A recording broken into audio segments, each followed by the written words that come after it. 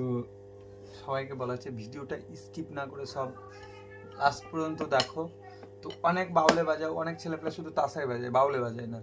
তো তাদের জন্য বলা হচ্ছে যে বাউলে আমরা কিভাবে বাজাবো। তো বাউলে কিভাবে বাজাবো, বাউলে সবাই বাউলে বাজাতে পারে না, সবাই তাসাই বাজায়।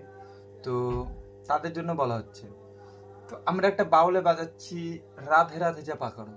তো গানটা বাজাচ্ছি আমরা, কিন্তু সবাই কি বাজে, অনেকজন আছে যারা তাসা বাজায়, যে তাদের তাদের কথা বলছি, তারা তাসা বাজায়, তারা বাউলে বাজাচ্ছে রাধে রাধে যে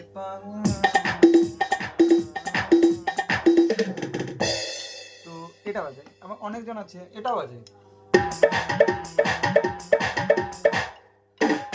তো আজকে দেখাবো বাউলে কোন জিনিসটা বাজালে ভালো লাগে।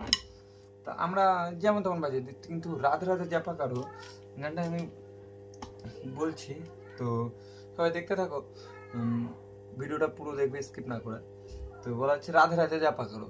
তো রাধে রাধে তুমি একটা ভালো শিল্পীর সঙ্গে, ভালো শিল্পী তো যার সঙ্গে যাও, বাউলে দেখো, বাউলে যাও। তো বাউলে বাজাচ্ছি আমরা, বাউলে কেমন বাজাচ্ছি, পারকাশনের সঙ্গে বেসটা নিলেই হবে।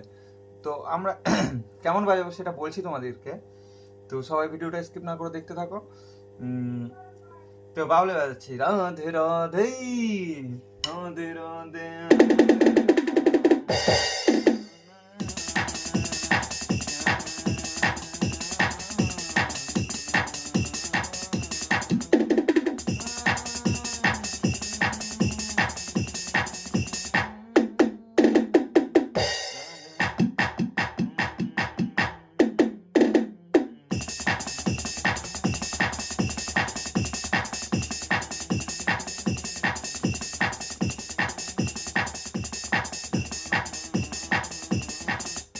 এটা হচ্ছে এক্সারসাইজ, যেটা আমাদের মাস্টার মশাই প্রথমে দেয়।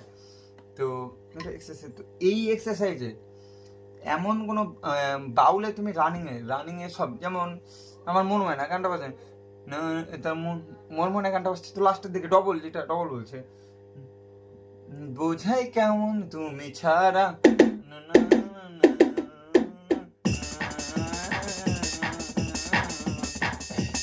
তো এরকম করে বাজাতে পারে।